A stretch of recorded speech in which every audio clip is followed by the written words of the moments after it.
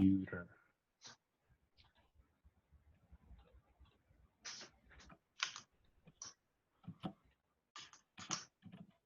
Okay, so recording started, and here we are again. This is the third online meetup for the CakePHP community.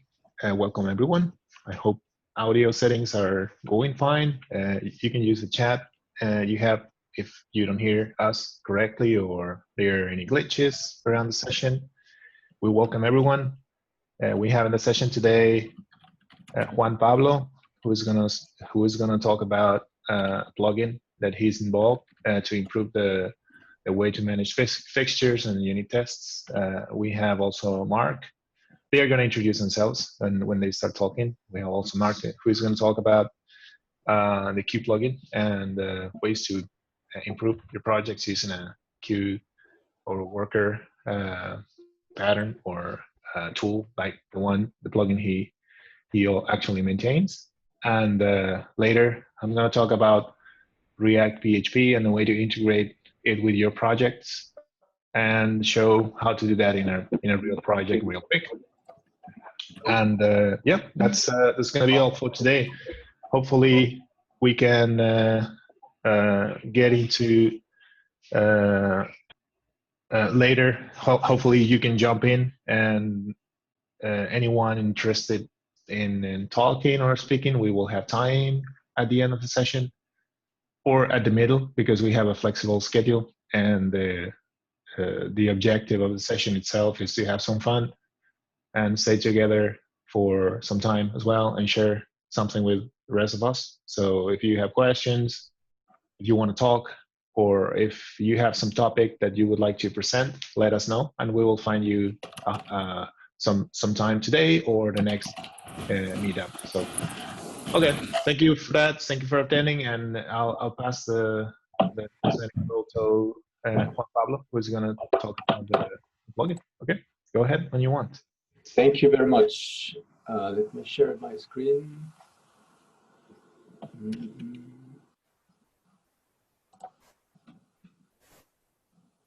Can you see my screen? It's supposed to be a test.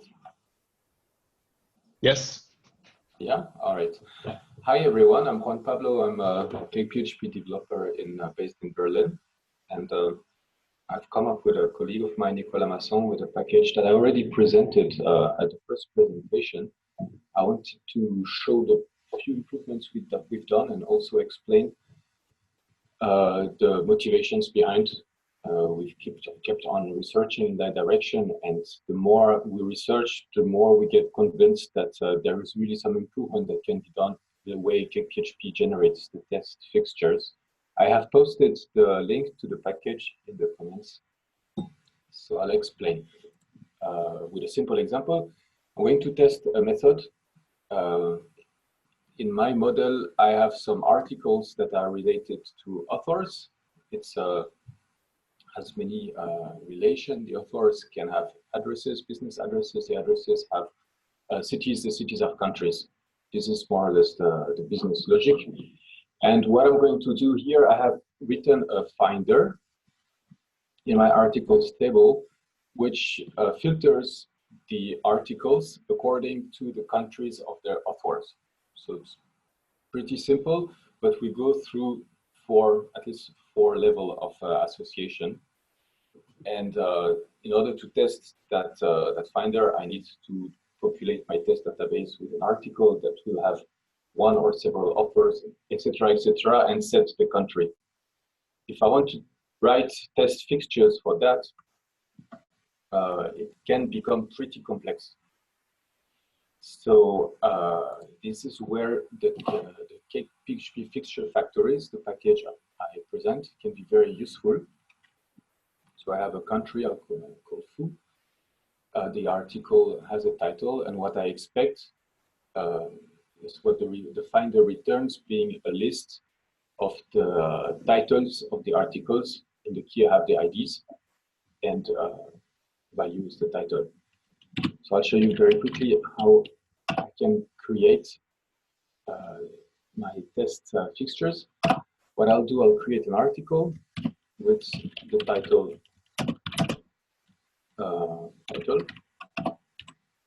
and I will use the function with, which is what I want to show, with being a helper to build associated fixtures. If I go in my article table, this is the path, the association path. I do an inner join with on the articles to filter by country, and I'll use the same path to generate authors for my article. The authors will have a business contact, the contact city, the country. Then you get the point, and the name of the country here is going to be country. And I persist. Saving the whole associations and the model in the database.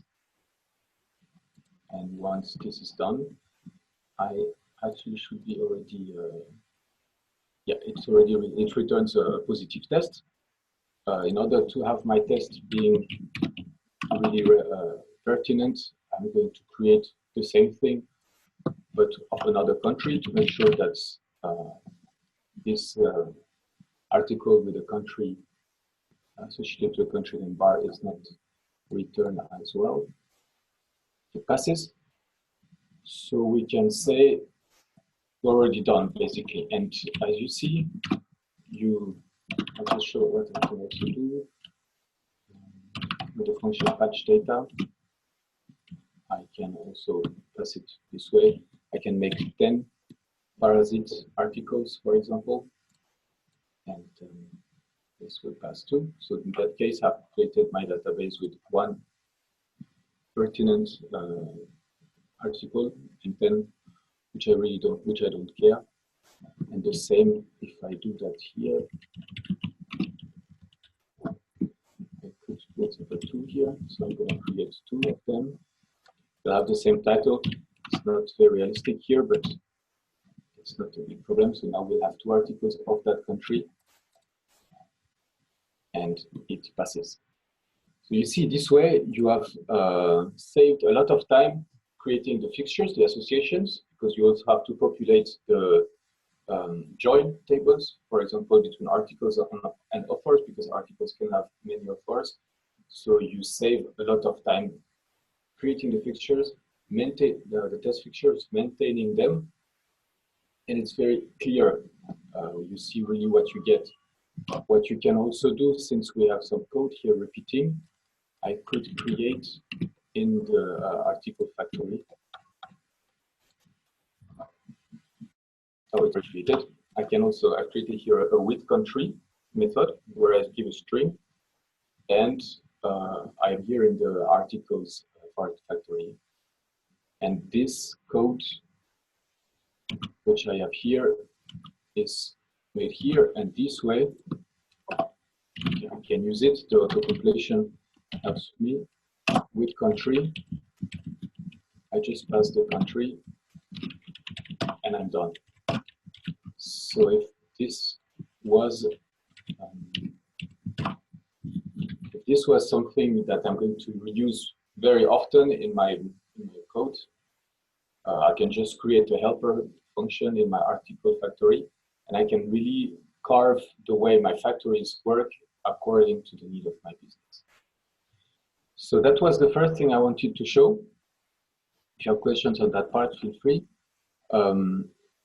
If I look at, tell me. Looks like the audio is not good for some people. So I don't know if you have any other audio source or mic that you could use, or maybe if you're keeping the same one, tweak it a little bit or try to speak slower. So at least we get the audio right. Hopefully that's a problem only on your source. I don't know if you have also problems with my voice as well. No, I can hear you well. Okay. And how is the audio now? Can you hear me? No change for me. Okay. I think if you can keep it and maybe Oh, better better for them as well. So that keep that change. Okay. Go ahead, please. Okay, I'll go so more slowly.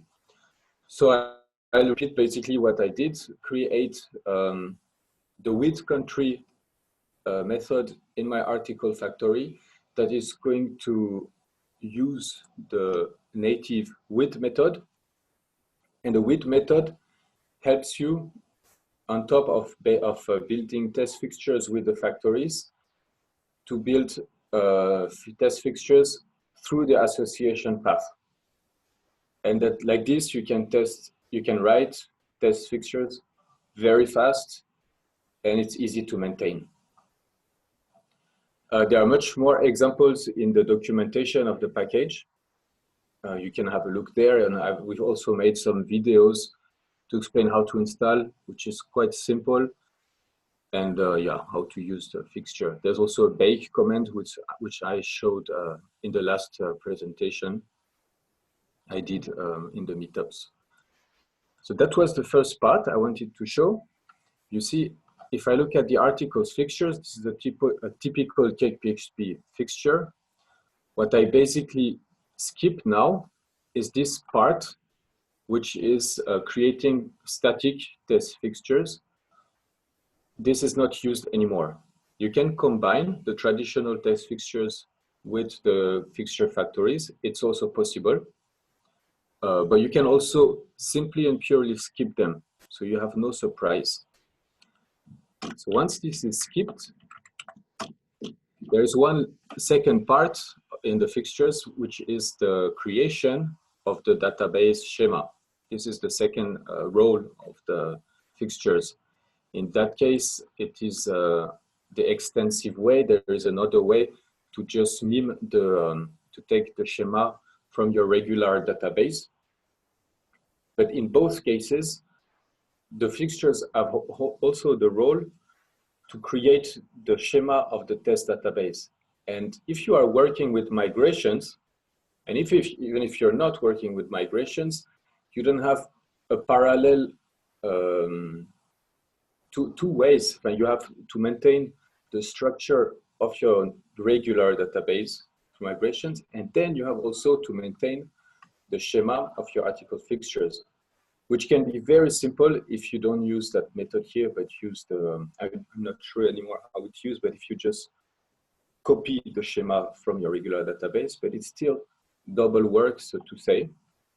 And if you're, for example, running some workflows on GitHub, or some jobs, then you have to create two databases. You have to create your regular database, although you really don't need it, and your test database. So it's actually pretty simple to get rid also of this part. And this is by running the migrations on your test database. And for this, I'll go in the bootstrap of the test. We have created also in the package a migrator class, which you can put in your bootstrap, and it will run your migrations on your test database. And the difference between the CakePHP fixtures and the feature factories is that we don't drop the tables of the test DB. We truncate them with each test, so the test DB is clean, but we don't truncate the database.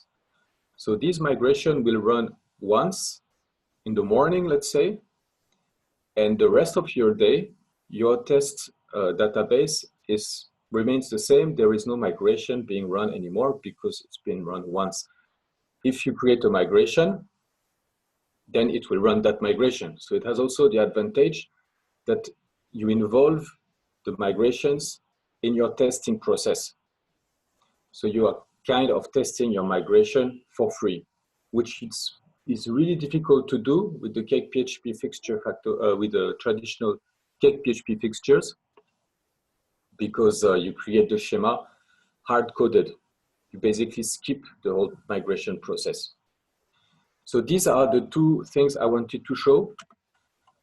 It is possible to get rid of the fixture, the static fixture creation with the CakePHP fixtures factories. And sorry, Pablo, for interrupting. yeah.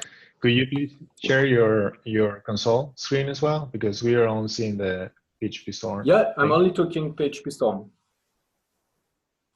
Okay. Because I thought you were using the console to run something. No, Sorry. no, I'm Sorry not running anything. The okay. the migrations Okay. are run through this command. Okay.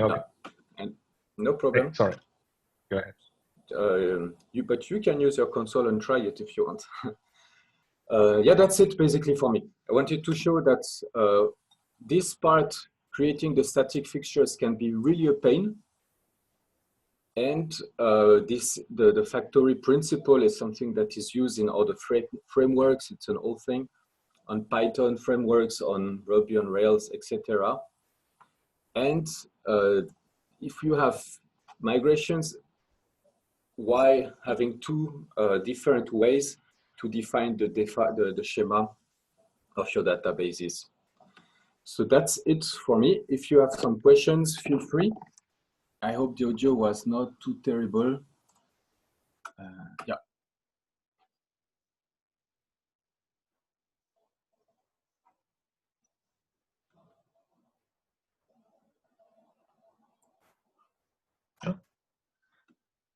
Thank you, Juan Pablo. Is there any questions? I have a question. Yeah. I'm interested in how to integrate it, or if it's going to fight with the existing, or how it's going to fight with the existing fixtures.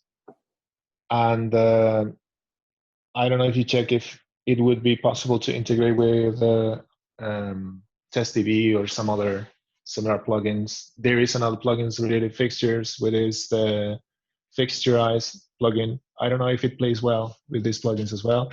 And I think it's a very interesting way to generate fixtures on the fly, which is one of the pains of maintaining fixtures over time in a big project. That's the first question. The second question is, if you're using it on the wild in your production or client work, what's your experience of using it? And the third one is, once you generate the fixtures like this, are you already integrating with some other plugin like Faker or some other tool underlying to generate the test data in it? Thank you. Yeah, thanks. So if you want to have your traditional already existing CakePHP fixtures working, you just have to load them. It works. I have to this fix. I'm not used anymore to working now with the traditional fixtures, but I have an example here.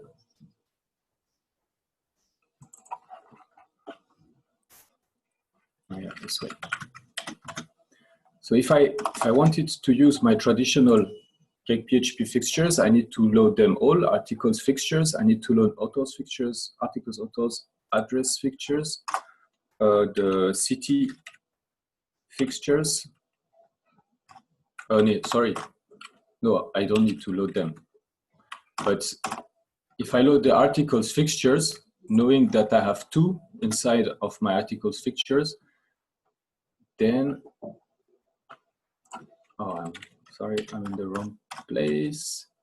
I'll go back to my tests, presentation tests. So I load now the articles fixtures. This is no problem, it's compatible. The only difference is that now the ID will change because I have two articles that are created in the background. So you're back to the problem when you have CakePHP fixtures, you have always to keep an eye on what is in my fixtures. But this being done, it should work. Yeah, it passes. So the two can live together, no problem. It's just that you then have to keep an eye on what's in your CakePHP fixtures. I mean, here it's a bit dumb because you have IDs. It's always I mean, I could have written my code also differently so that I don't use IDs. Then it's quite transparent. So regarding the existing Fixturize plugin, please send me a link. I'm not sure. I have to have a look at it. For the moment, this is not considering it. Please send me the link. I'll have a look. The experience on productive project is good. Actually, we've developed that tool because in the company Unico and I are working, we have it's a huge project, and we need to test it. It's a very serious project, so we need a lot of tests, and we got crazy with the fixtures. So that's why we developed that test. So it's working productively. And the fourth question, what was it, Jose?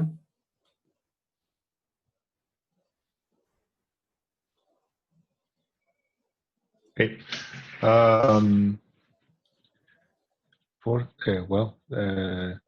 To the third question was related to underlying libraries like Faker or some others. Yes. Thank you. Yes, Faker is, we include Faker. So if you look at the article factory, for example, in my model, the title is required logic. And we have that set default template method in every factory, which uses Faker. So here, for example, all my features, all my articles will have a default title that is created with Faker.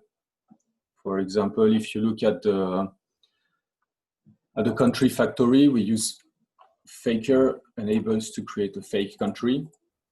So per default, all the countries created, if you don't specify them a name, will have any random country name. So yeah, we use Faker.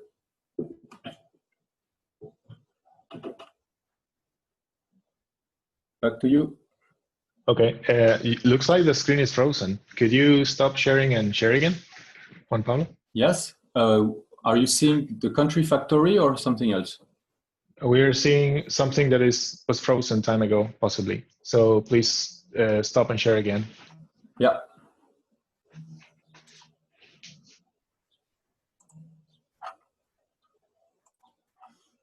Okay, so now you should see the country factory, correct? Yeah, that makes a lot more sense. Thank you. Yeah. Okay, that's it. So you can use Faker to generate your data.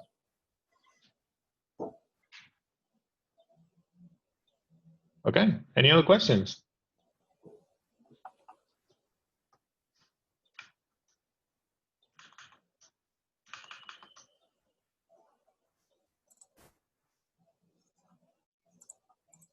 Well, thank you very much.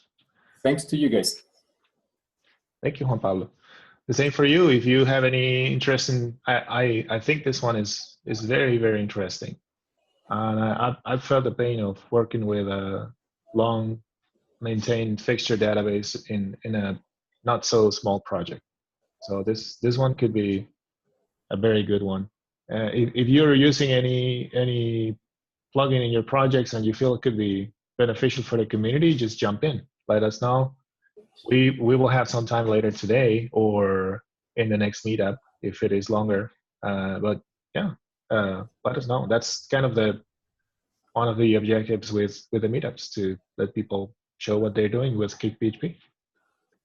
Next is Mark. So when you're ready. Thank you. Thank you. Yes, I'm ready. And looks like we have quite a few people already. Okay, then I'll get started. Let me share my screen.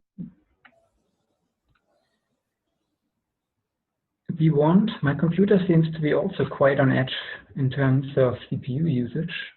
It's possible that this software uses a lot of power for some reason. Let's hope it works.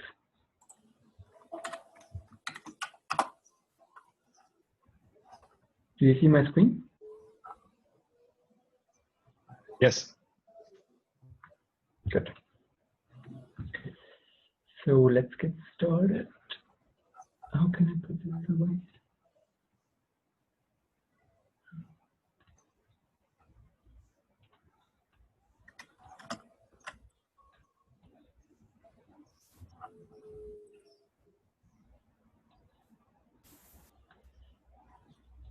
Okay, so hello everyone.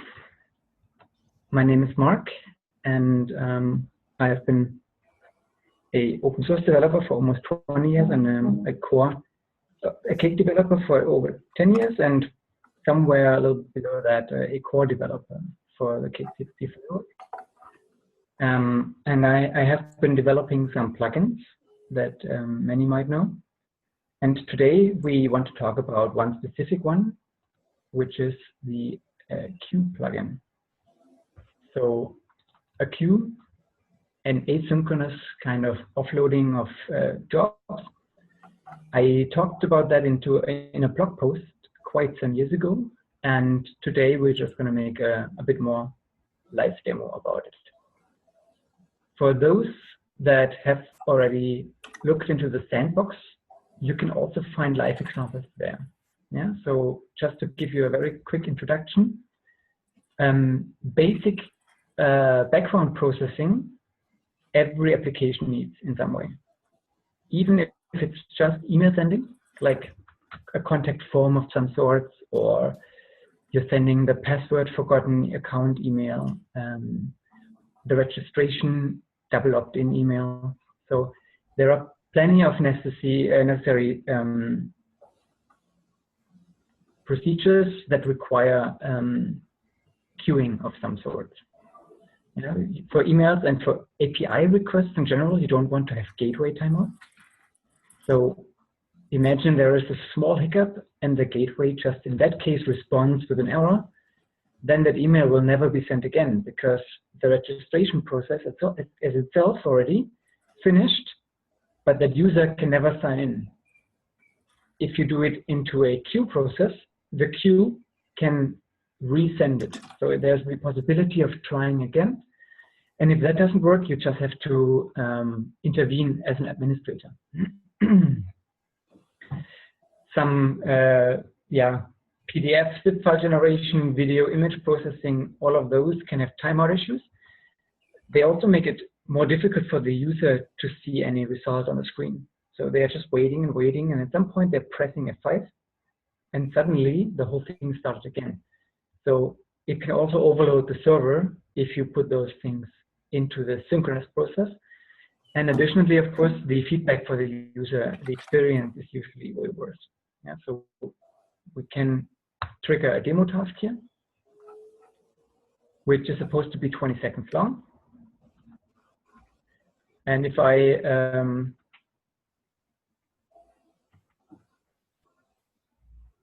hope it works. I have not checked if this specific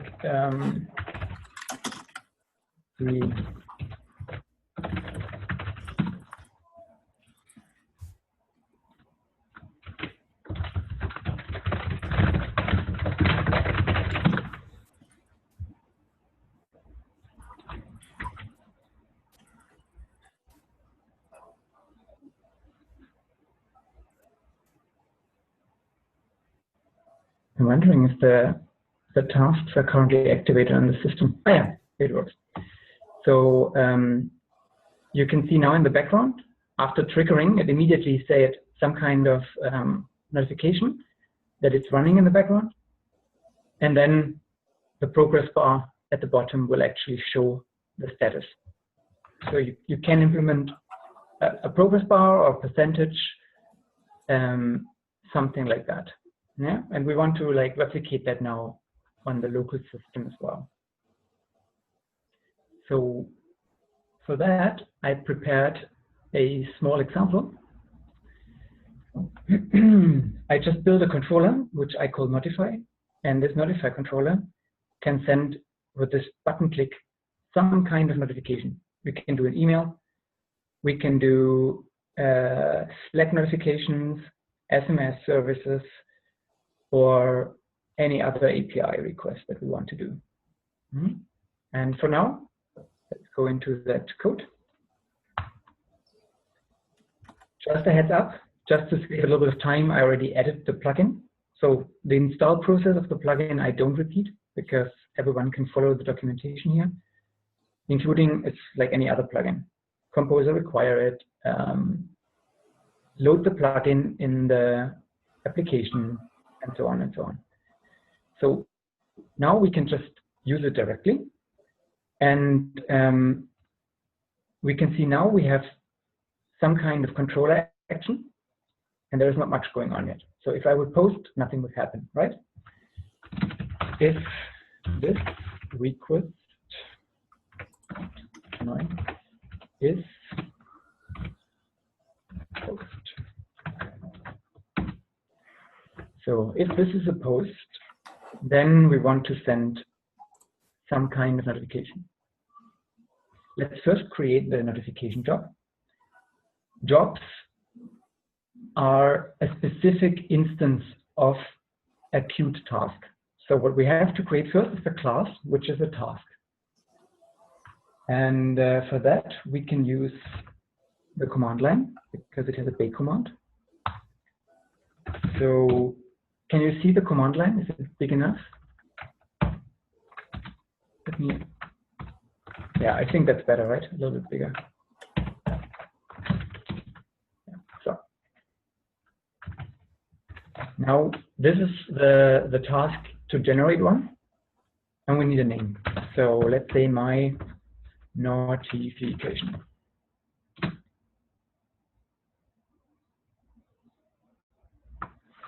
It said it generated a queue my notification task and queue my notification task test class. So we can also unit test it if we want to, and we should. So back to the sandbox. We should see those classes being generated now. Yeah, that one we can move into that one. So, and here we should have the example tasks. Oops, those are the ones we need. Okay. This is how an empty task looks like. And usually it's pretty much the same across different task systems. You have some kind of payload and probably some kind of identifier for a specific job that you're running. The queue plugin itself has no dependencies other than a basic cron task to run it. So usually you would use cron tab to invoke it every few minutes. There is no other dependency, so we can directly start using it in any PHP application of us, any CakePHP application. Let's first not put anything in, so we keep it just like that, and we load it. Yeah.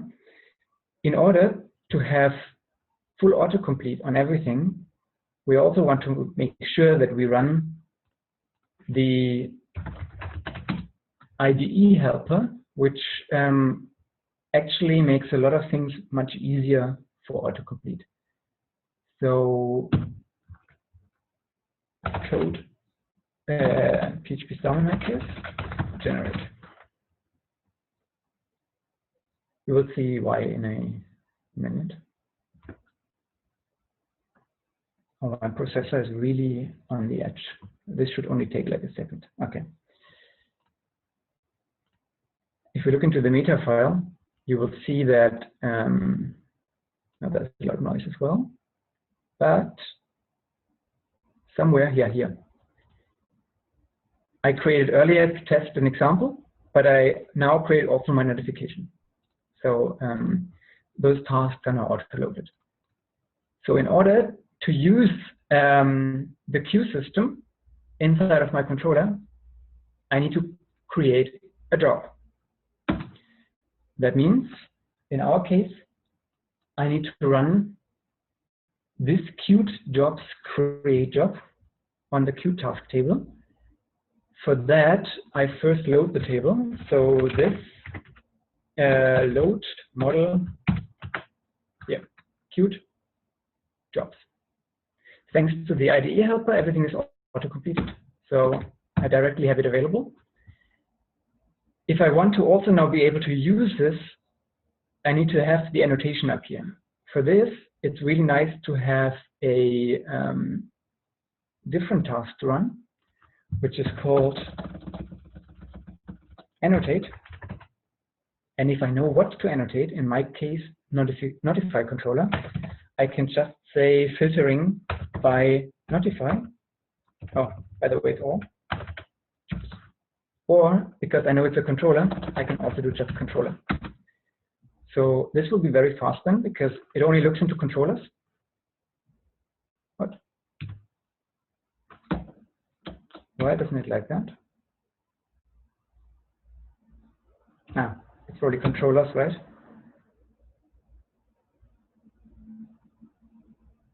Yeah, it's plural. So annotate controllers, and then optionally -f notify to just look for this specific controller of ours. It tells us that 2 annotations have been added, which most likely is exactly what we're looking for. And yes, so the users table is annotated now, and the queue jobs table. So now we can use it.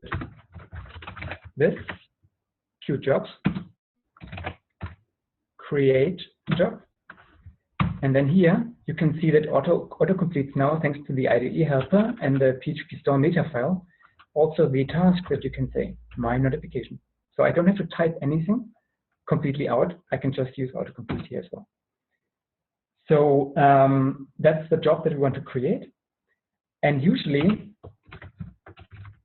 that job needs some kind of payload. So what is it supposed to do? On what user do we want to send the notification? Yeah. So in that case, I'm going to create a payload, which is maybe ID user ID. Yeah. So we want to have the reference at least to some kind of entity, the user, so that inside of the notification we can actually use that. We can add more payload. So if the post data contains some kind of message, we could add that here as well.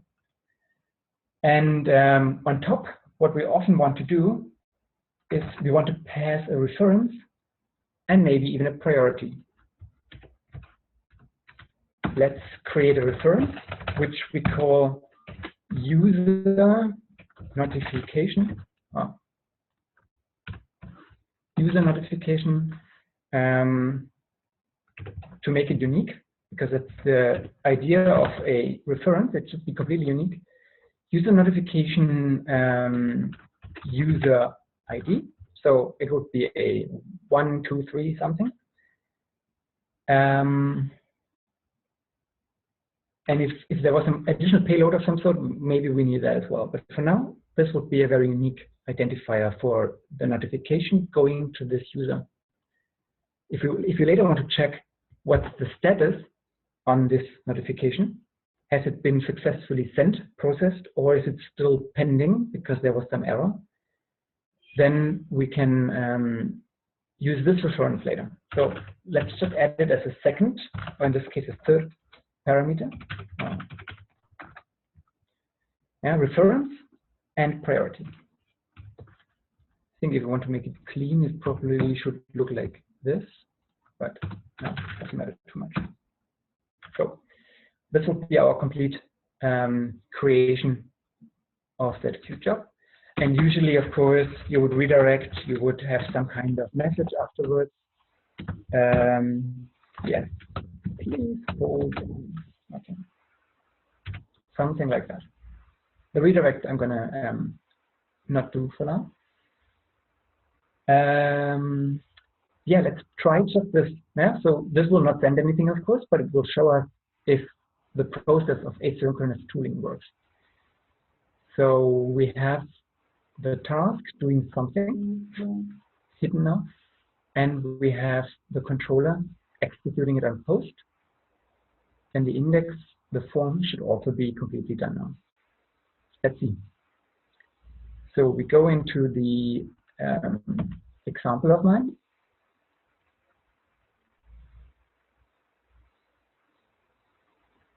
Yes. Sorry for my computer being so slow. Let's send it.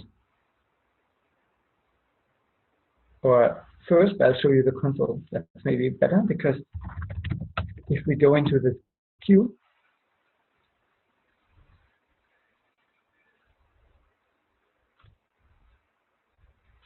you will see that it has different commands.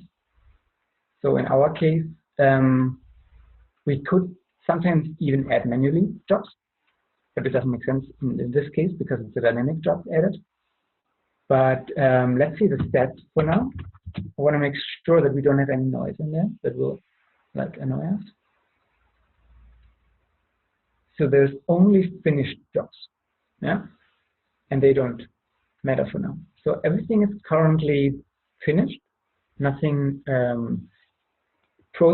waiting for processing, and no runners, no workers running right now. And that's important to know as well. So if we go now to the notification demo and send one, let's see what happens.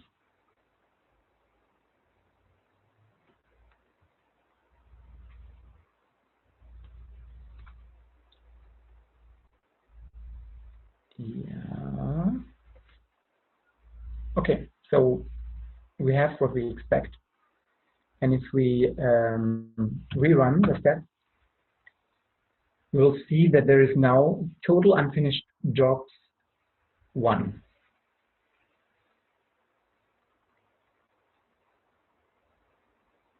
Yeah. My notification is in the queue. Okay, so if we now run, I do that on the second window on the side, queue run worker.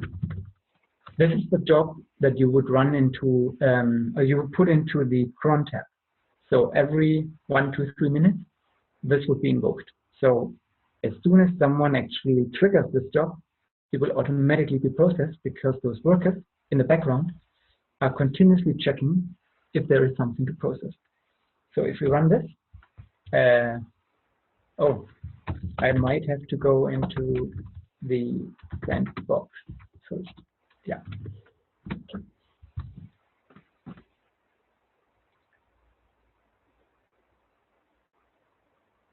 It's done. So you can see that it finished this job without any issue. And now it's continuing, of course, to process as long as the configuration demands it to. I'm going to abort it now. And if you run it again, there is nothing to do. So it will just say nothing to do and sleeping. Yeah, so it processed everything that we put in. That is exactly what we expected. Now, of course, we can add payload. So you can add anything you like.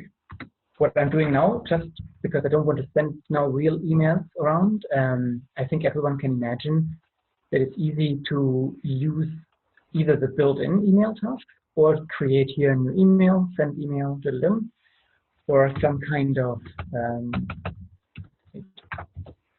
my API is new API and then API sent. So I think this is like very easy to understand. So for now, what I want to do is I want to just simulate a longer task. So sleep, I think, is the method I'm looking for, and it takes seconds, I guess, right? Hello. Ah, I killed the message. Sleep is seconds, so let's make sleep 5. Yeah? So this is like, for some reason, the gateway is very slow, and this API task takes like 5 seconds to close this. If we really want to make a good example, now to test, to see something, we'll just make it 10. Okay. That's the nice thing of this.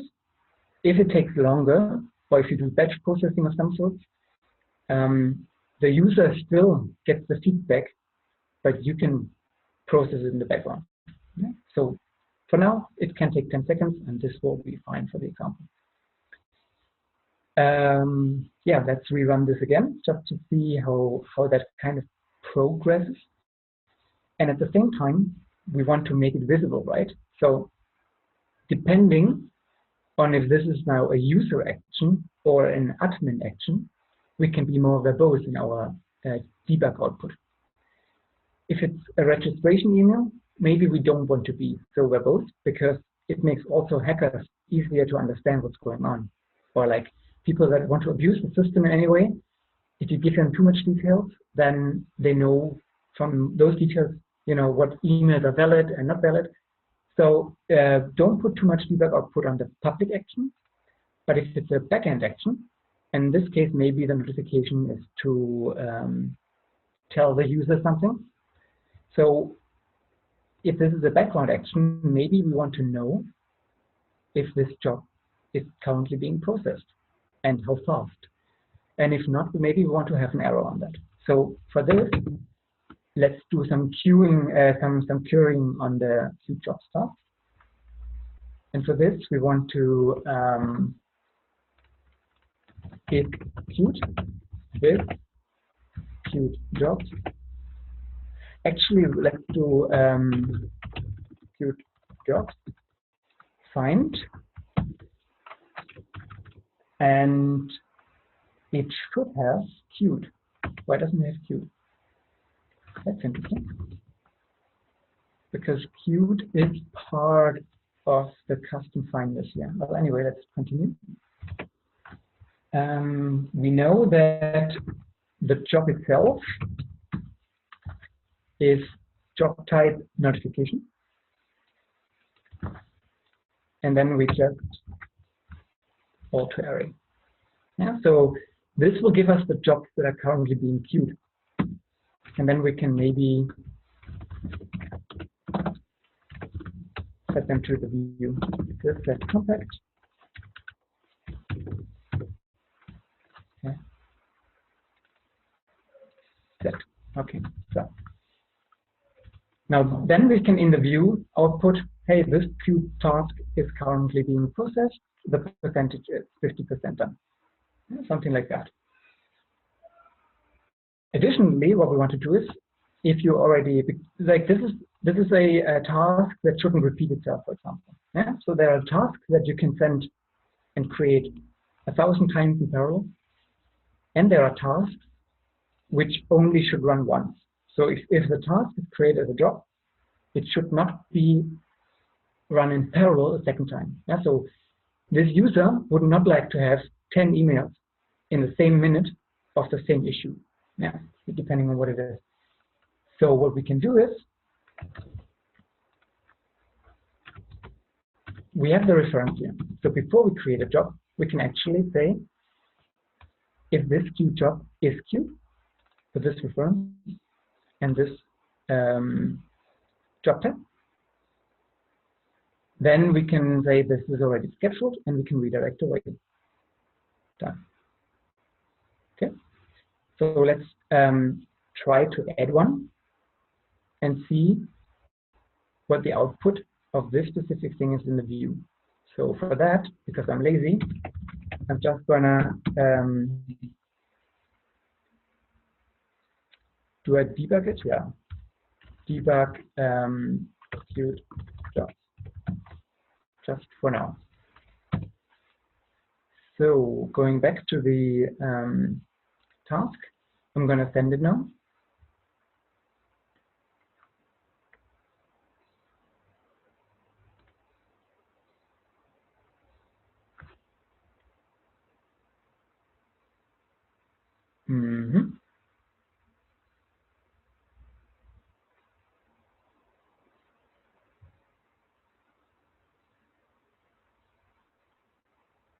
There we go. So now we have here this queue job object. It's an entity that contains our payload and all the data of the current progress. So depending on how long the task is, you are allowed here to update this from the task itself. Now you can set a progress 5%, 10%. You can completely add the status here of this long-running task, and then this one would be displayed in this, or can be displayed in this view as well. Now, if we create it again, let's see what happens.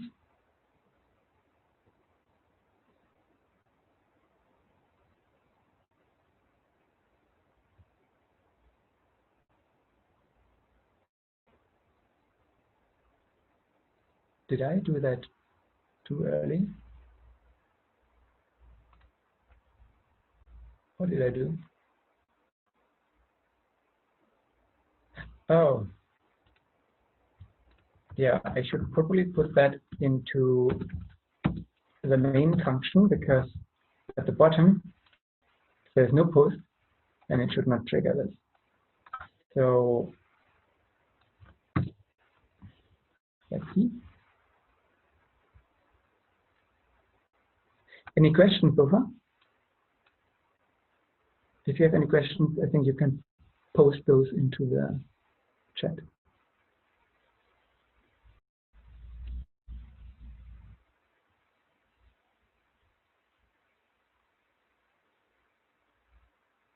So we see the warning here. I'm just going to trigger it again because now there should be no issue.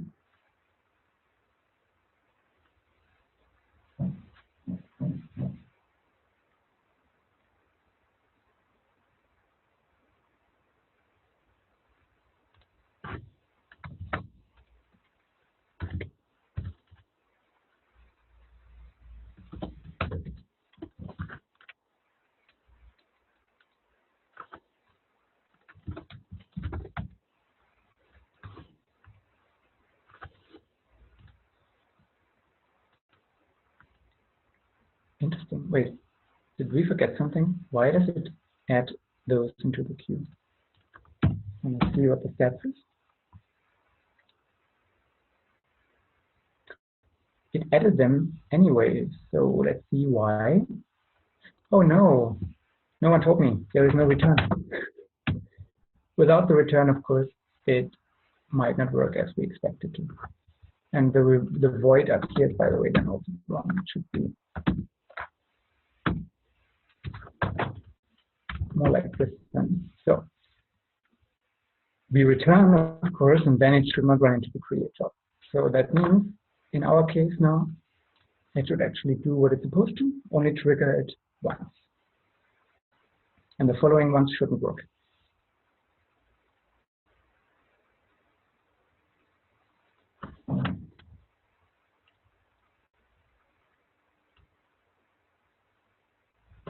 Yeah.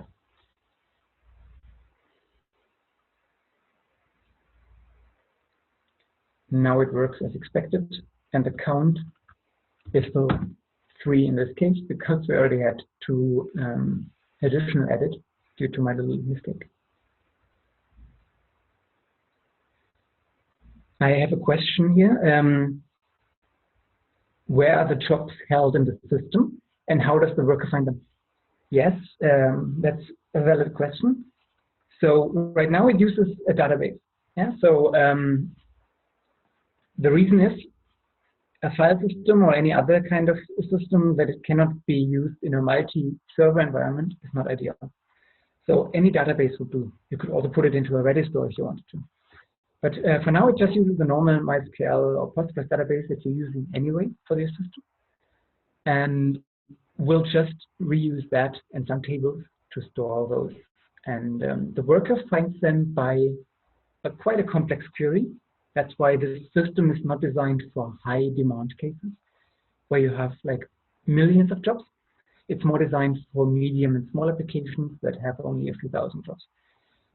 Because the query that is run is like complex in terms of it filters by certain criteria and priority, cost factor, timeout-based stuff. So yeah, that's why it's not super fast, it's not super performant for high load and high traffic systems. But it works for all the small applications, and up until then, you can use that. At some point, when your application grows bigger, you might want to look into real queuing software, actually, that then will be mapped. So RabbitMQ and different systems can be used for that. Yeah, so this is basically to get started, understanding the idea of queuing and how to process that. Let's run those queue workers now. We have 3 tasks that it is going to process. So you can see that it runs this job. successfully. And then it runs another one, and you can also see that it takes 10 seconds. Yeah, it really takes that time until it's finished. Yes, you need a cron job to run the workers. Otherwise, you need someone to sit in front of the computer and to re-invoke it all the time. It is not recommended to have a task, a worker running forever, because there are multiple reasons that this worker can crash. And if you have only one worker running and no respawning process by a cron tab system, then the danger is that it stops at some point because of some fatal error or some exception or something, and it will never restart again. So you think your queue is running, but it's actually dead. And so the idea is that you have at least every few minutes the attempt to restart it, and rather short the times on those jobs. Well, you can of course use workarounds to do that, but then you still don't have solved the parallelization. So if you want to have your server using multiple threads, multiple workers to like process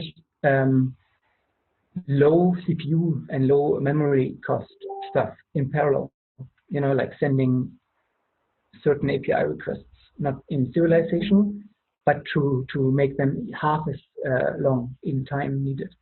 Then you would want to definitely use a system where you have a job running for a few minutes and retriggering. If we look into the settings for this one, let's see what it says. So here we see that it has a retry, a default retry of 1. So if your job fails, it at least tries it one more. You can override all these settings in the specific tasks. The default worker timeout here is at 1 hour. So if we restart a job every 1 hour, the worker every 1 hour, then we have exactly only one. It's no parallelization. If you restart every half an hour, you have 2 jobs in parallelization. If you start it every minute, you have 60 jobs in parallelization, which is not recommended usually, as this might actually take a lot of processing power, depending on what you do. If you have imaging processing, you shouldn't do too much in parallel.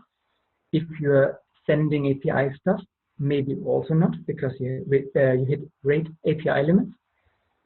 But if you're doing like some very basic calculation, SQL calculation, whatever, then maybe it's possible to do that, huh? If it doesn't lock in database roles.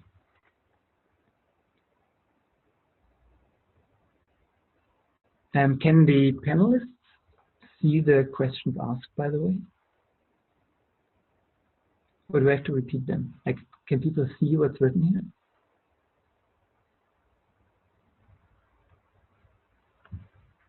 here? Sorry, there are a couple questions done that are done to all panelists only. So it's better if you target all panelists and attendees. So they don't see the question? Some of them. The questions sent to all panelists is only for us. The others for everyone. Okay. So the first question with the queue plugin for tasks which can be decomposed into subtasks and are dependent on each other. Yes, in this specific queue system, it is the recommended process. In other queue systems that are really like designed for more complex cases, maybe there are other solutions. But here we have to do some compromises. We have to keep things simple and without so much dependencies. So I think that is a good way to do that. What's the other question that is private? Is it possible to call a queue controller via AJAX that launch the queue in background if we can't access to cron? Well, you can of course do everything with AJAX. It might be possible, for example, to update your status for specific tasks via AJAX. So if it's a long-running task and you want to display the progress bar as an updated one, you could do an AJAX request and do that. It is an expensive operation, though, if you scale it up. So if you have a a social network and every user on your network would do that, it would probably demand a lot from the server. So if it's only for an admin, fair enough. You know, you can do for admins that are just like 1, 2, 3, 4, 5 people. You can do anything with these kind of HX things. For normal users, I wouldn't recommend to go too much into that technology because it really doesn't scale. So at some point you hit the limit that the server can deal with Nginx and or Apache or whatever you're using. Yeah. How do you handle multiple versions of a job when you make an update of your application and older jobs from previous application versions are still in the queue? I think you should design some of those jobs to be agnostic to that. So ideally, you find ways to prevent some of those things by design. If it's not possible, then as I mentioned before, you can use the reference model. Yeah? So if you have the reference of those tasks, you can easily invalidate them by removing them. If they're already running, that's not that easy. But if they are queued still, and you have maybe even a timeout on it, like let's say we are sending them, but in 1 minute, then you have 1 minute to recall that. So you can, while it's still not started, the started timestamp is still null, you can revoke it. You can say, hey, sorry, I'm taking it back, and I'm replacing it with a different job. So that is possible, of course. Yeah, that's why some systems, some email providers like Google Mail, they provide this reverse or undo action. When you send an email, you can undo it. And the way they do it is they're putting it into some kind of queue for 1 minute. And in that time, it's not really sent out yet. And you can revoke. So the same you can apply also for the system. Do I need to go into any more details regarding the specifics behind this queue plugin? I didn't plan to because I wanted to just showcase the high-level use cases, like how does it work in general, because everything else I think people can figure out if they're really interested deep diving into the code itself. But if there are like some questions, I can maybe answer them pretty quick.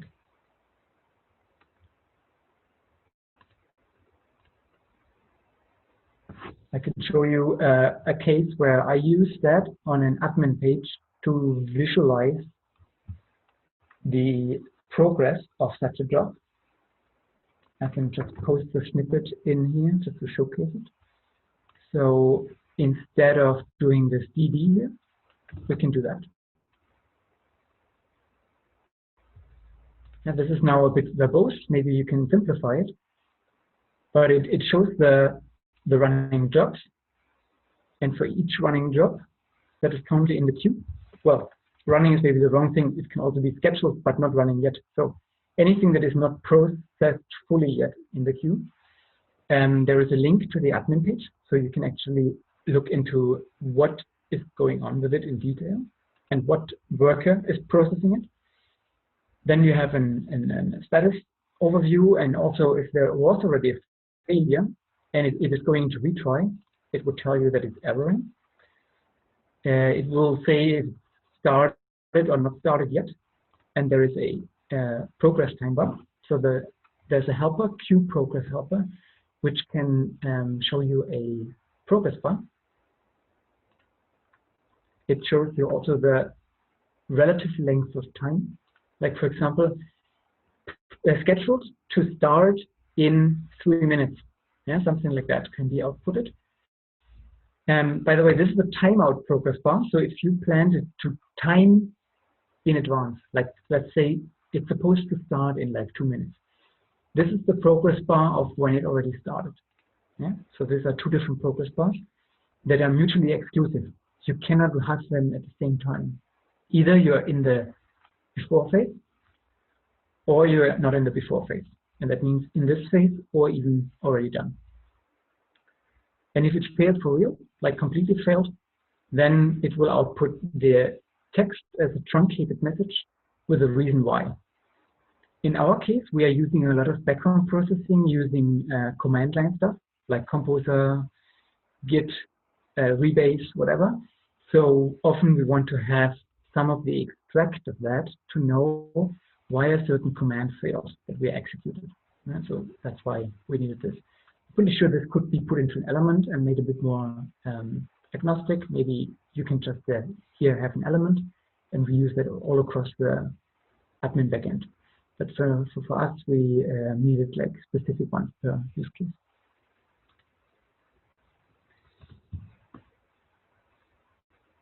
What is the question? What is a topic sequence right now?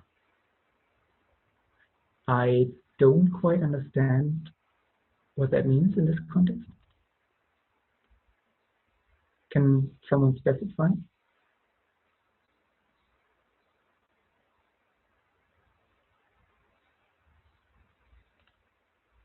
I don't understand that question.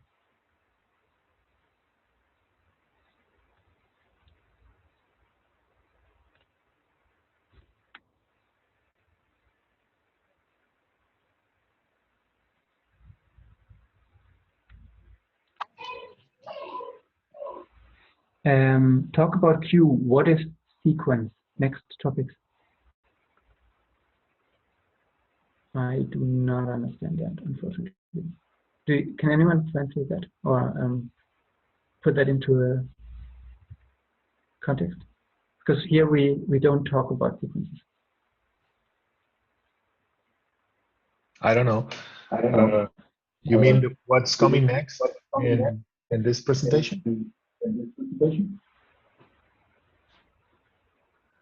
Okay, the next topic will be React PHP and integrating with your CakePHP project. Okay, well, if there are no more questions, I think I'm done explaining how this can be quickly used for having very easy asynchronous offloading of tasks, and everything else is up to you guys to implement, use. Don't forget the awesome list. So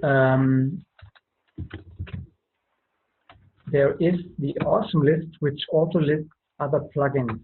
So even the more advanced versions.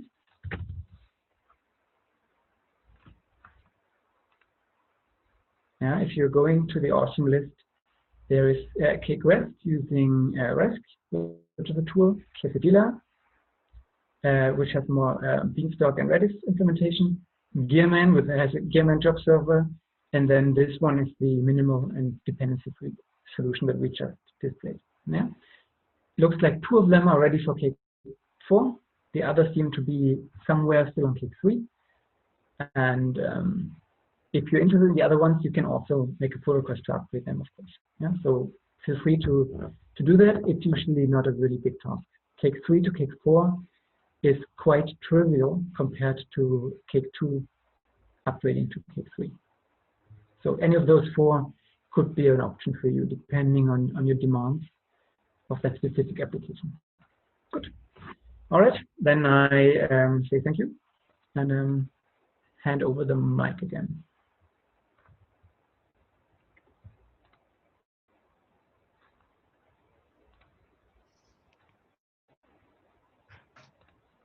Oh, there is another question. Are you talking about this AMQP protocol, etc.? Say again? There is another question in the chat, I guess. Oh.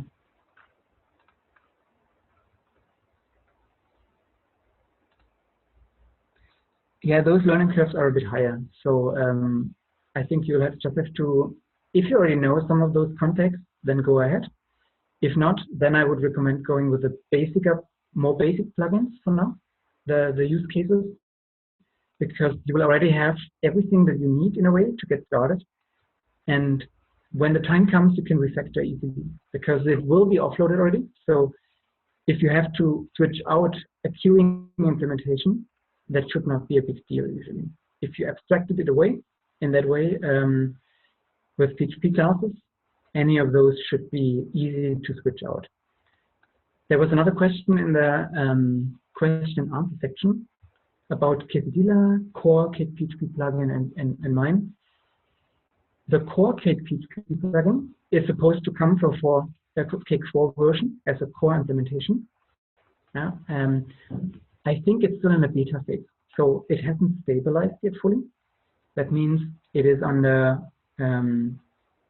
it can change at any time, and it has to be like battle-proof first. So anyone who wants to do that is, of course, welcome to and contribute to that plugin as well. It is supposed to embrace some of the more modern ways of handling this kind of queuing contracting. So it has some interfaces that are from standards, like industry standards. So it could be very valuable, of course, to look into, but using it for production servers and systems, I have not an answer yet if that is fully possible. So I know that mine is used in production. I know that the Quesadilla one, which is a high demand and high load, high traffic kind of plugin, a bit more complex to learn, is used in the public, in the production service. So for now, maybe those options are probably for the best. And as I said, in the future, it will be hopefully quite easy to exchange any of those. They can even be in parallel. You can run 1 or 2 jobs which are completely independent, for example, on my old system then, and you can use the new queue system and try it out with some new tasks. So there wouldn't even be the need to directly switch and replace, but you can migrate slowly and do that as an experimental approach. So absolutely fine as well. Good. So now I'm handing off to you.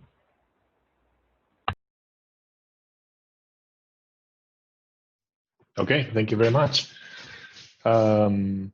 Great, and I agree with you, Mark. When you were discussing about using some kind of approach, in my experience, the main problem is not having anything in place.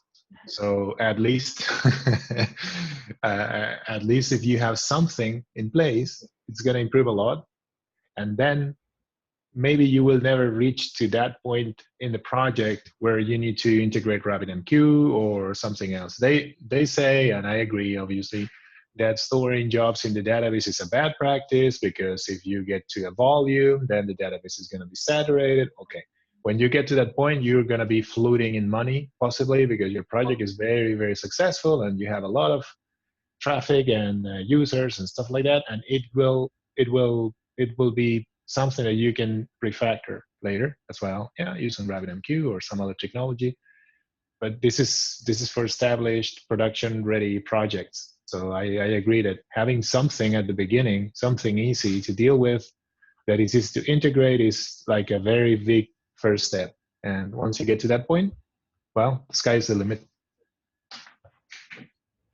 Okay, good. So next topic is going to be talking about, let me share here my screen. Okay, it's a blank screen for now. It's going to be a console screen.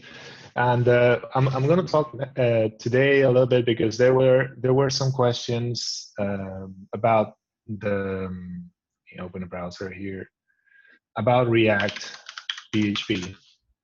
And what is this all about with CakePHP at all? So the question was to discuss configuration or how to integrate it into an project. So I'm going to go from scratch. Before talking about this, I'm going to create a new project from scratch.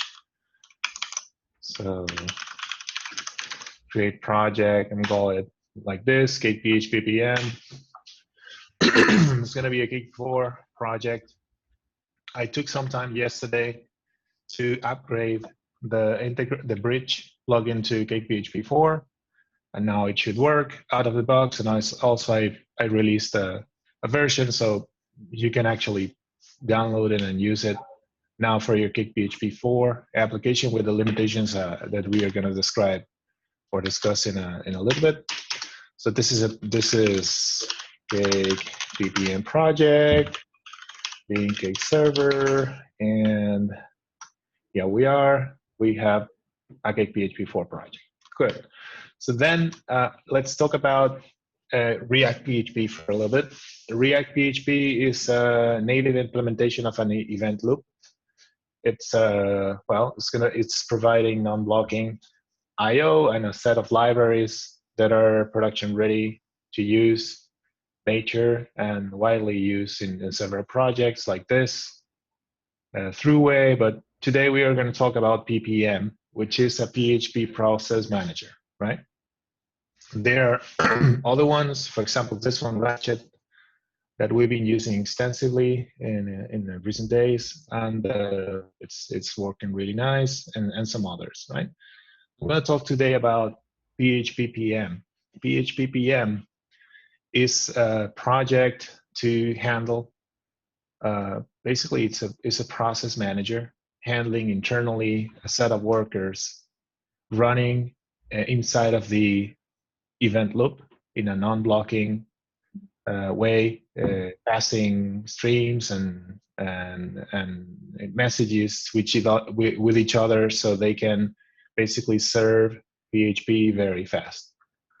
So they say the performance boost is up to 15%. Up to 15 per to compare with PHP FPM. Well, it could be more or less depending on on the way you load your CPU or the way your application works. Today we're going to see real examples, so you can take your own conclusions. So what do we have now is we have a CakePHP application. I'm going to bake something, bean cake, bake, all everything. So we have something to see.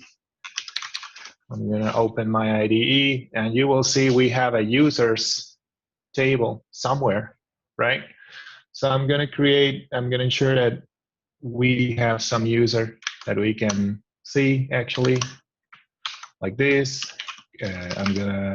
I'm gonna start. Well, I'm actually not going to start the server. I'm going to use this one here to show you. I have already a configuration, a local configuration. So if I put the name of the project for dev, I will go, well, HTTP, name of the project, dot for dev. I will go to the project. Oh, cake. What's the name of the project? Cake PPM. Cake PPM for dev. Oh, it's not found. Let me take a look at that. I'm going to show you the configuration I have locally. Sites, enable, Cake 4. So we are serving all these things under var virtual, name of the thing, location. Okay, it should work.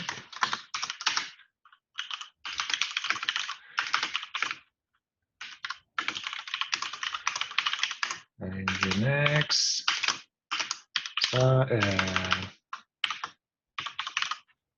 Everything. Why not? Gonna go here, and then no such file directory. Oh, var virtual. Where am I?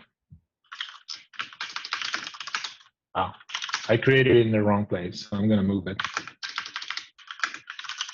Sorry for the glitch.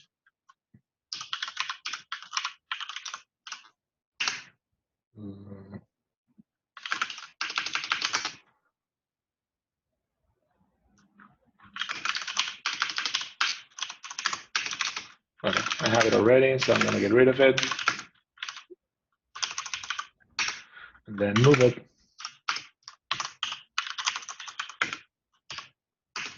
Okay. Good. So this won't work anymore. I'm sorry. And I'm going to start a project from another place, and now we should have it here.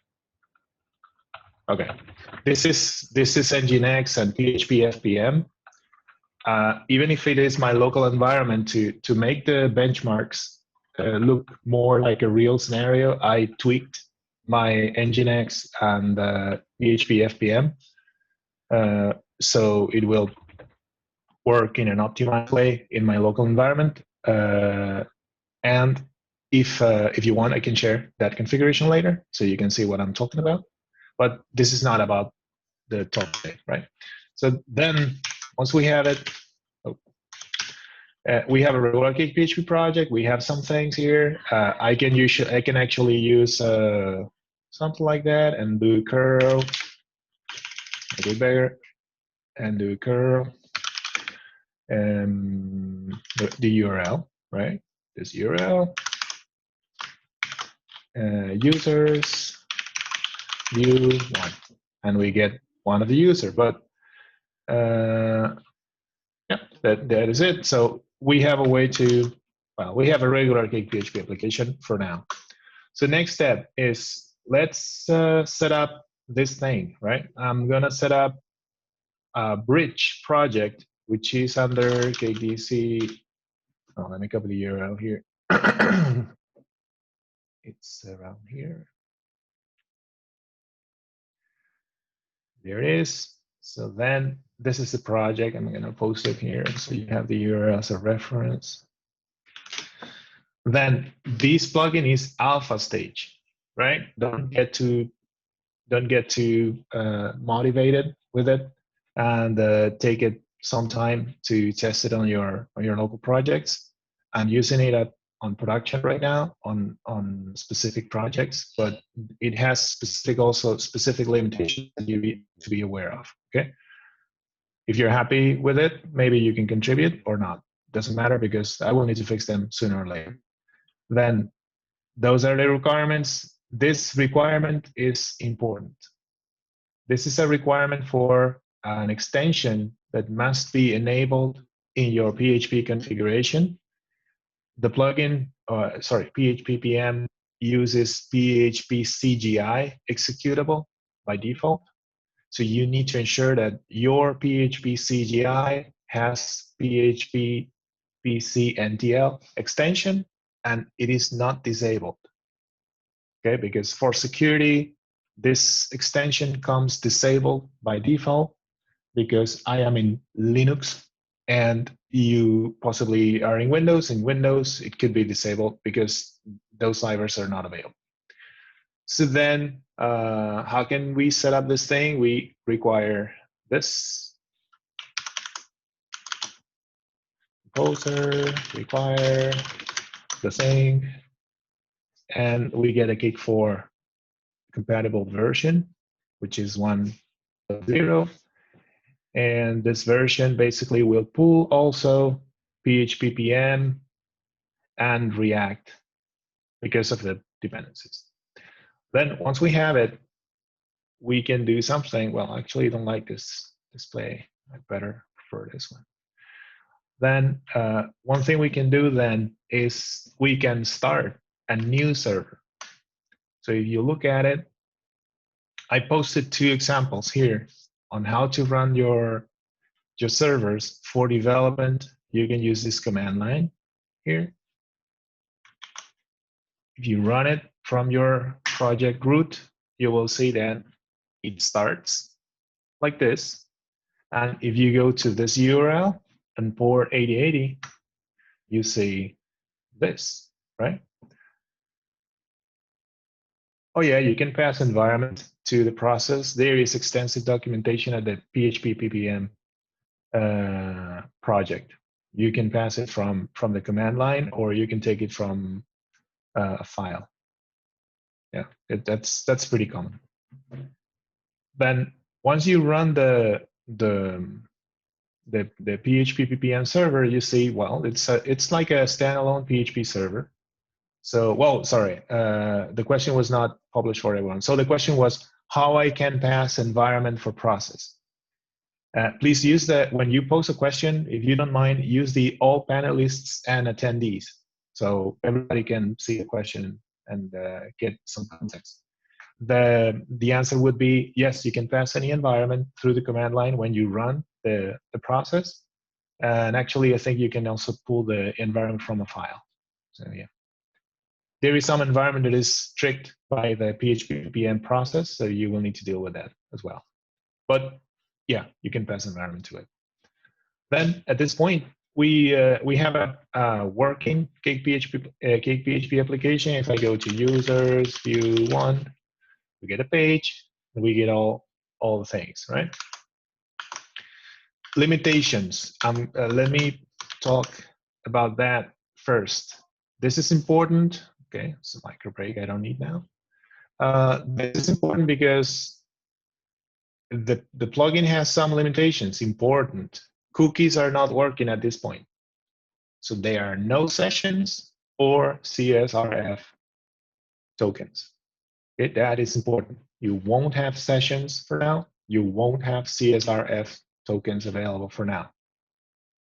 Do we care about this? No, we don't care about this because the plan is not using this to share your regular web frontend, right? The plan to use this tool is to expose an API, usually a read-only, mostly API, that is going to be extremely fast. And I'm going to show you now. Another question is, so to run this approach like simple define service, Docker compose, run command, and everything, right? Well, I believe they also provide a PHP implementation through a Docker container. So you actually don't need to have anything else. You can use their Docker container and then use your own bridge. The only thing that we provide in the plugin, as you can see here, is one file, which is this bridge. So the rest of the things is credit for PHP team and React PHP developers, right? Then once I hope that answers your question. Then once you get to this point, you will start making some questions like, okay, I have something that serves some information, but why do I need these things? And the reason is performance. So let me do this first approach. Well, actually, I started talking and I didn't even tell you who I am or what is this all about. So I had a slide here, I think somewhere. Let me show you. So you can refer to me questions or anything like that later on. Let me look for it. One sec. Also have the slides for the presentation so I can understand what I'm doing right now.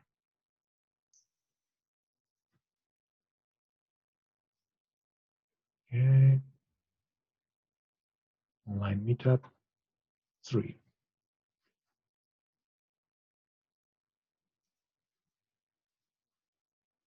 Okay, good.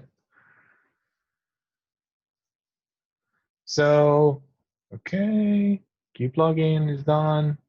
This is me. Okay, here's my email and my Twitter handle in case you want to ask me something after the session today.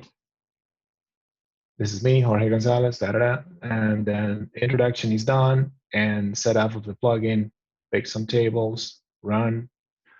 One of the things we should be doing here before checking the performance of the plugin would be ensuring that we are not in debug mode. So as you can see, now debug mode is enabled. We shouldn't be using debug for benchmarking anything at all. And see some message here. Okay. I don't know if that is a message for me or not. So we keep going. Then checking the configuration of the project real quick. I'm gonna disable debug. Those are false. And also, I'm gonna disable the URL of the data source because I know what it is. Good. So then, now if we run the project again, it should work the same. There we go. Okay, that's fine. Users, view one. Okay, good. For your information, I'm using PHP 4 for the benchmarks. Today, this is a fairly regular computer, has 8 cores. I don't know if real cores or fake cores, but they are listed as 8. Well, I don't know the difference. But, and then what we are going to do here is start some benchmarks. So how are we going to benchmark the thing? We're going to use, I don't know if you ever did this, but there is a tool called Siege. I use a lot for performance. I'm going to use Siege. Oh, there is a question. I have proxies, traffic, Nginx, works on the same process, multiple containers won't work. Okay, no problem. That's okay to have questions. Yeah, the idea behind this would be PHP works like FPM. So it's a replacement for FPM. So it will work and play nice with Nginx on top of it, or hooking your load balancer to it for a given IP and port. That's how I use it usually. I hook the load balancer right away to the server or array of servers having a PHP FPM, PHP PPM serving in one IP and a specific port. So usually my deployment strategy is having a load balancer on top of it, usually a subdomain for the service I'm serving, then 1, 2, 3, 4, 5 nodes. This could be a dynamic amount of nodes using Docker, Kubernetes, or autoscale group in AWS. And inside of each node, a PHP server up and running, working, and based on the number of cores that is using the machine or the configuration you want, usually 2 or 4 of them running at the same time. Okay, so that's how usually I scale these up. I never had to do much to scale it because out of the box, as you will see now, even in a development not super optimized box, it's going to serve a lot of traffic. So you'll see. Let me show you. Let me do initially Siege. I'm going to use Siege. Okay, this is going to be the command. I'm going to use Siege with 50 concurrent threads using 10 seconds for the test. I'm going to use this URL, right? Actually, I'm going to do this. Yeah, I can basically store this command. Siege for Nginx 50 as this. So Siege for Nginx 50. And you will see now we are serving basically the same page that you see here, this one. And we are just pulling some checks or some performance averages and numbers here. As you can see, we got 83 transactions per second. And usually what you will look at is going to be if there are failed transactions, which is okay, there were none. And then the concurrency, which is 6.5. Wow, 6.6. Okay, that is fine.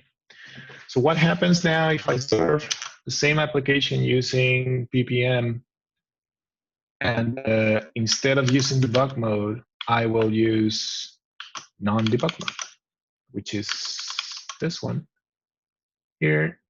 In this case, for max performance, we are using a number of worker based on the number of your cores. We are not logging anything. And well, we run the server now like this. It will display some information like, well, the number of workers, the port, and some minimal logging is gonna be happening. One interesting thing about PHP-PM is it will restart the workers after 1,000 requests to prevent any memory leaks.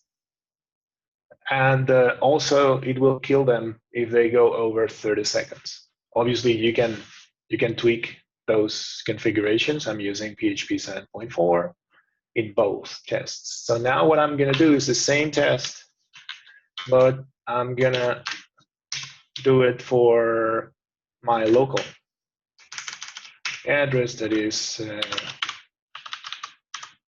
1 and port is 688. Let me check that this is what we want. This is what we want. So I'm going to run it.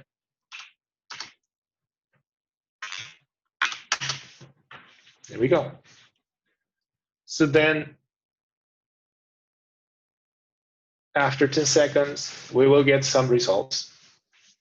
Well, results we're getting 90 transactions per second versus 83. Okay, it's a good improvement, but not so. I mean, it wouldn't justify switching the technology, right? And some, well, some concurrency, 3.86, that is lower actually. So this is actually worst, but we have more transactions served. So it's kind of good. What happens now if we go to, let me do SP, and put this at the end maybe. Yep, this one, and this N, and put it at the end.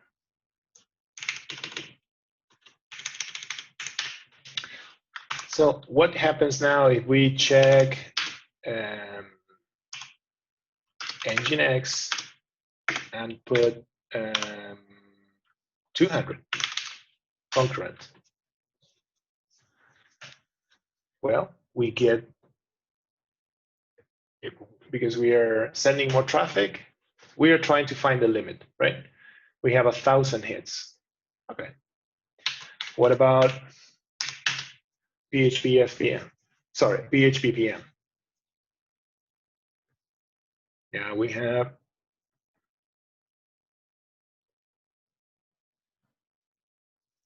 2,000.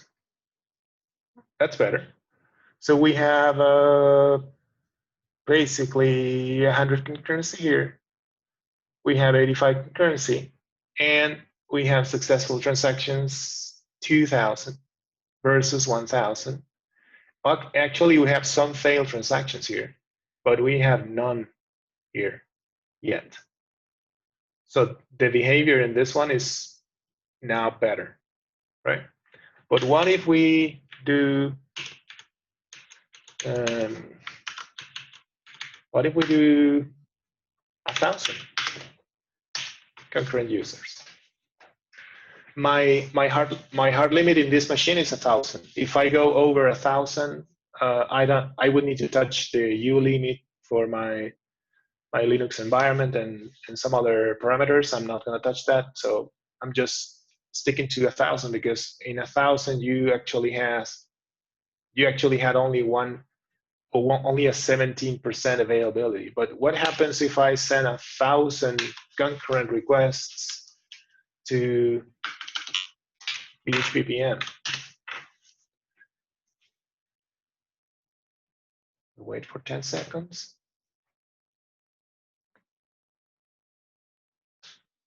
Good. So 10 seconds after, we have 2,000 hits, 100%. And yeah, basically we were able to handle all this traffic. Well, not all of this traffic, but we were able to handle a lot of concurrent connections coming in a spike to our server in a better way than Nginx with my current configuration. Obviously, my current configuration could be wrong, or it could be improved, obviously. And I'm sure that it's going to improve a lot. But, well, I did the typical optimizations that anyone could do on his local environment to adapt Nginx for the number of worker process and, well, based on the hardware limits I have. So that's behaving much better now, right? Currency is actually 300, and response time is higher. But, well, this is a definitive improvement from the Nginx behavior, Nginx and PHP FPM on high traffic spikes. Sorry. But then, what happens if we have a real API? So let's say we have, well, not a real API, but something closer to a real API. We can go to source, controller, users controller, and we could say something, or we could change this view to do something like this. We can say, okay, I'm going to view this user, and then I'm going to this view builder, set option, serialize, and I'm going to serialize basically user, right? So now from the command line, if I go and curl this, well, one important thing that you need to remember is any change done in your code, you will need to reload the server, okay? If you enter debug mode, it will check code changes and reload the server automatically, but if not, you need to do it manually because it won't work. Then what if I do this? Then I will get my user, okay? That could be something similar to what an API would be doing. Then let's try this. I'm going to run the stage right away. And I'm going to check first this with accept application JSON through 10 seconds. And I'm going to use -c 400. Yep. Then I'm sending 400 threads to my Nginx server. We have a 31% hit. And well, it's not too good. Let me use 300 so my Nginx can handle it.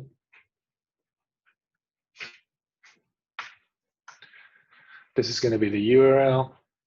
Oh, this is wrong. That thing. Oh, it's wrong because maybe it was busy, right? Yeah, it was busy. Okay, so now we have some stats closer. Well, let me use 100. Sorry for that. 100. I want to be ensured that we can handle the traffic so we can get a real output and compare both things.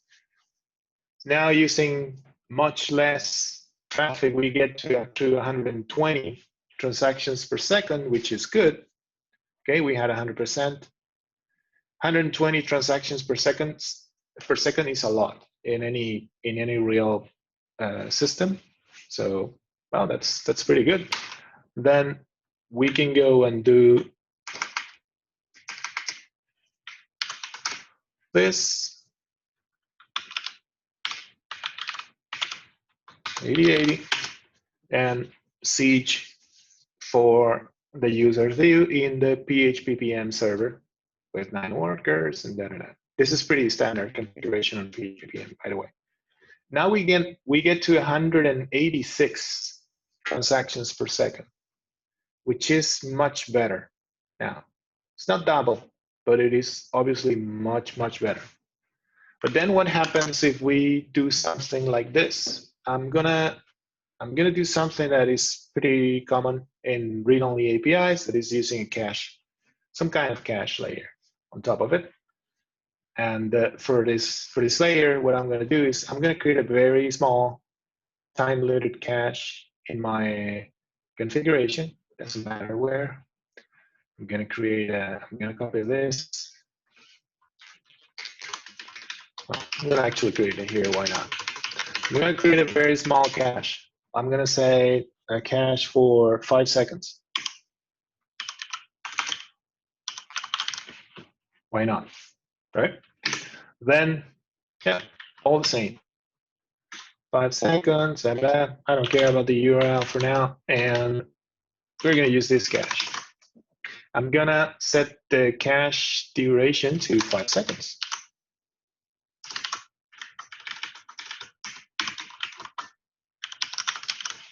Like this.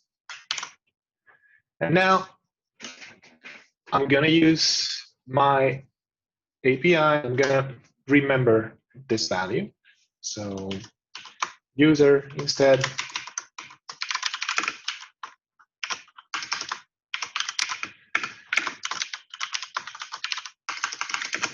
cache remember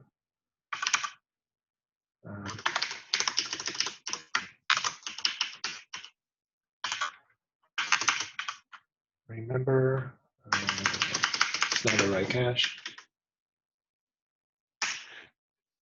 Remember, get rid of that.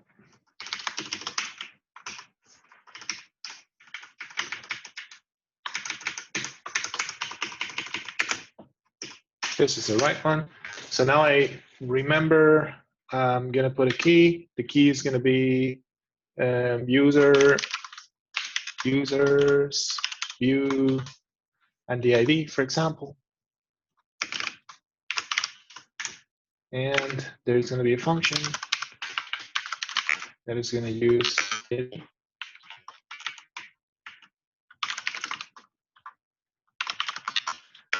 Like this. And this function is going to return this.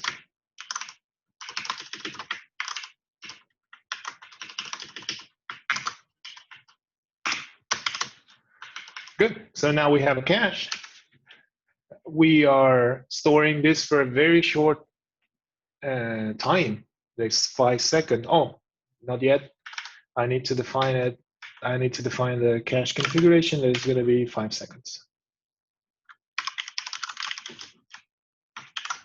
Good. So now we are having a 5 seconds cache of the entire user entity that is serialized into the content, and we are defining a very, very, very simple way to pull this information using JSON. And what happens now is I curl this. Well, I'm going to do it. It still works, right? And we just generated TMP cache 5 seconds. Persistent. No, it's possibly gone already. Let me try it again. Cache. Where it is.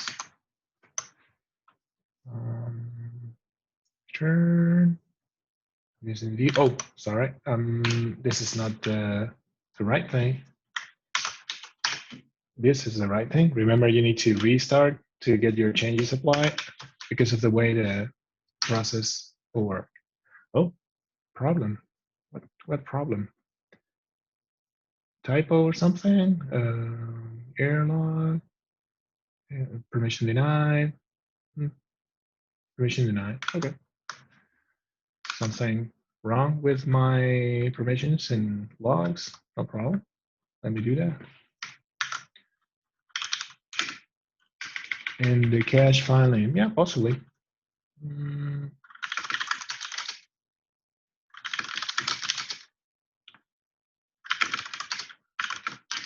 TMP possibly. No. Cache key. You check the cache key. 5 seconds. This is the configuration, and this is the configuration.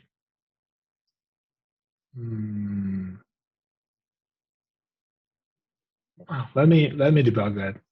No problem. Let me run it through here. There we go. No, not this one. This one. So config. Well, actually, in the logs, there'll be a problem. Here's the problem. Cache key contains invalid. Oh, that's for the dots. Sorry. It's my fault. Yeah, sorry for that.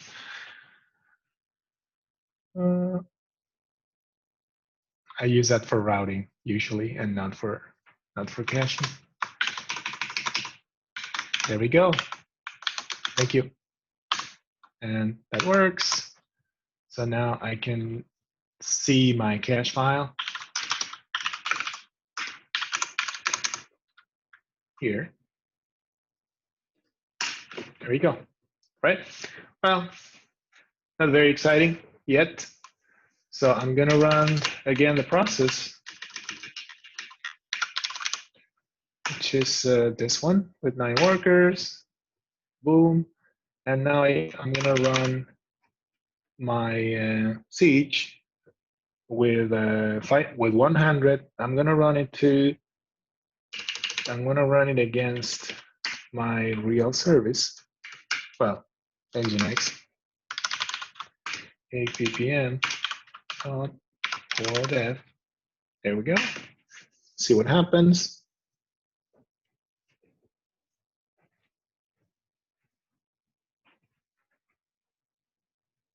Good, 187 transactions per second.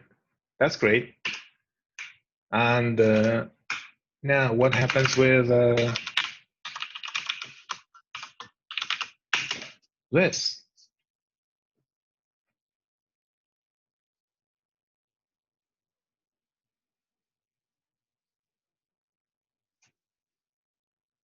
$187 versus 189. Okay, that's fine. But then what happens if I go to a spike scenario where we have 500?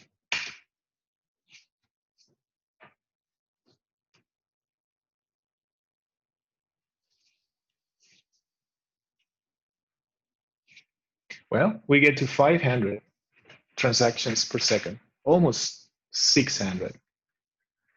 And what if I do the same with my Nginx application? It was 500, right? 500.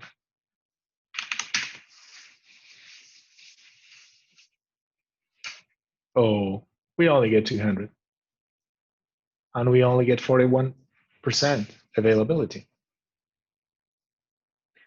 So even if I try to run on similar payloads, if I run it on similar payloads and they both are behaving well, both approaches, then we get a good performance from both sides, and at the same time, behavior of the PHP-PM processor is better. Okay, maybe not much better, but better.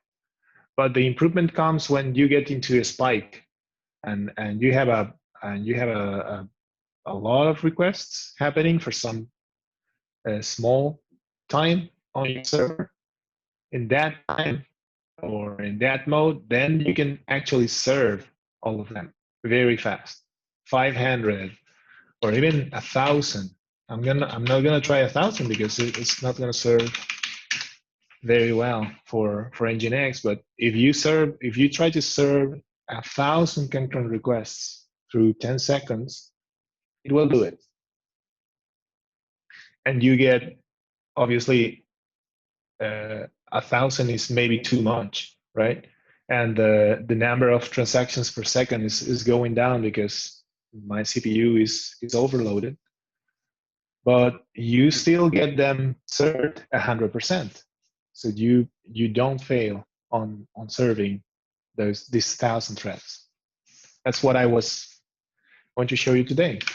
That you have this tool, CakePHP, PM, Bridge. It's going to be very useful if you have a high load scenario. For example, if you are accepting input from a third-party API that is acknowledging some information, or if you're looking for some scenario where events are going to be flowing to your application and you are exposing an API so others can say email sent or email delivered or payment done or all these kind of events that can spike at some point to your application. In these cases, having something like this as a first line of defense for your application and maybe relying on a Redis layer later so you can withstand the traffic and enqueue all this traffic and then use a queue worker to handle the traffic in a relaxed way. That could help a lot for services that could spike at some point. And also a benefit of if you have a front end website that do not require sessions, maybe the typical public website that you want only to serve HTML and some assets, using this in front of it could save you CPU and it actually works pretty well and it's very performant.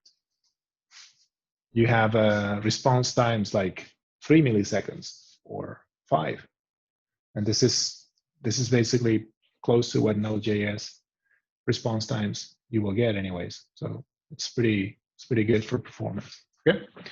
Questions so far? Hopefully this is going to be useful for you. I like these kind of things a lot because performance is usually what ends up in my plate at some point. So I usually care about finding ways to make things faster. I don't know if it's maybe too complex or you don't see a use case right now, but maybe in the future. And when it does, you know that this is a thing that you can use. Questions?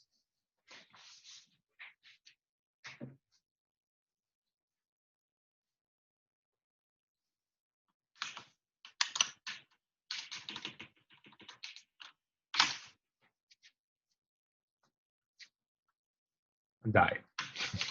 I cannot do 6,000.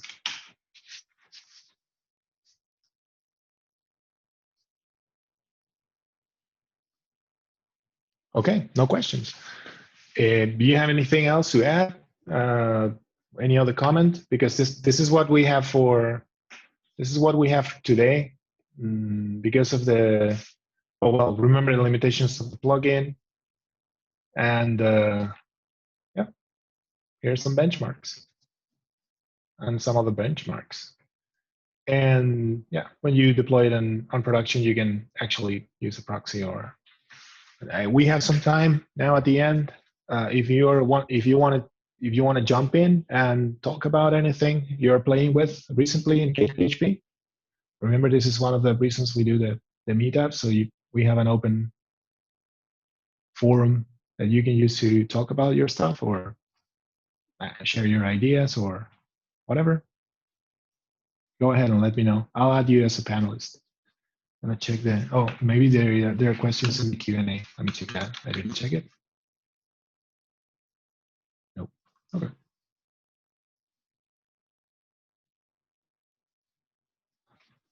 Well, that's it. Q&A. Thank you for attending. Thank you very much. Yes. Also, thanks to you for helping to organize this again. And also our third panelist for contributing. I think it's important to remind everyone here that they can also do the next talks. because it doesn't always have to be you and me or someone that already did something, but we have here 30, 40 people that maybe also want to showcase something. It can be a lightning talk of like 5 to 10 minutes even, you know, you don't have to make a huge topic out of something.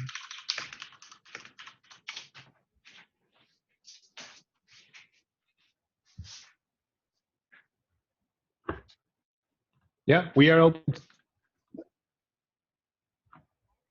Sorry, we are open to people jumping in and suggesting topics for the next talk or for the next meeting. It will be in around a month from now. We don't have a date yet, and yeah, we're going to be very happy to share this space to someone who has something to talk about CakePHP or related projects that could be beneficial for our developer community. So please ping us if you're interested.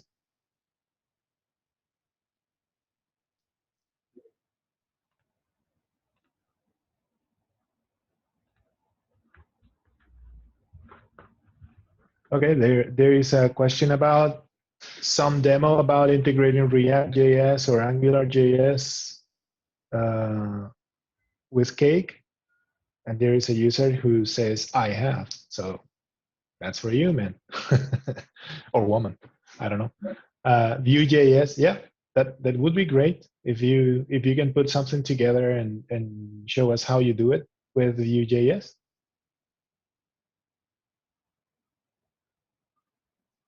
Yeah, let's do that. Please send us your email because all I see from you is a weird link here in the chat. Send us your email later to either Mark or myself, and we will add you as a panelist for the next talk and discuss about the talk, right? Well, you can also Slack us technically. Like on Slack, we also have the ability to give feedback.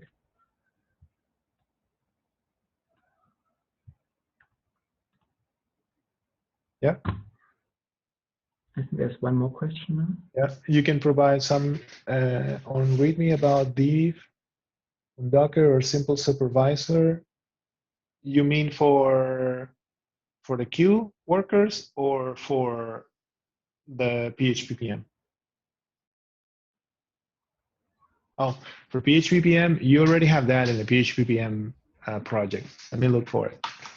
But if you look at it, they already have in the PHP PM project, because people usually will do that using supervisor or something like that.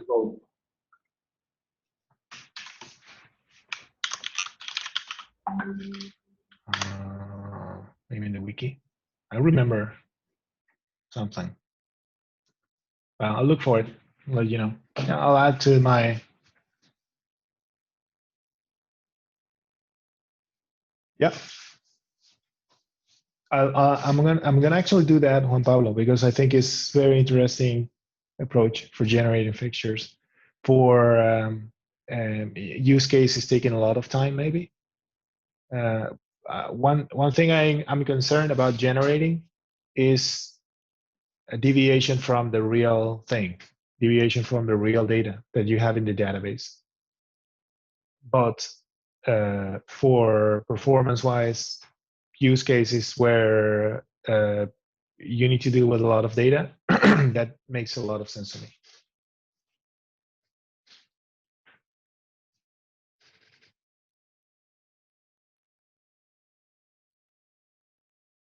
Okay, so I guess it is for today. Thank you, everyone, and we'll see you around. Please send us your feedback, tweet about the sessions. You can use the IRC channels or any other channels in the CakePHP community to share your feedback and to propose new topics for the next meetup. Keep in mind, we keep the meetups as something fun to do. I mean, we are not expecting a lot of slides or code examples or anything like that. If you have that, better. But this is a showcase. This is something that we do to tighten the CakePHP community and not in any way a burden for you. I mean, if you have an idea maybe to talk about some topics and you don't have the time to do that, just suggest the topic, and maybe some other developer with the experience and the time will jump in. So that's kind of what I see. Okay. Any closing notes, Mark or Juan?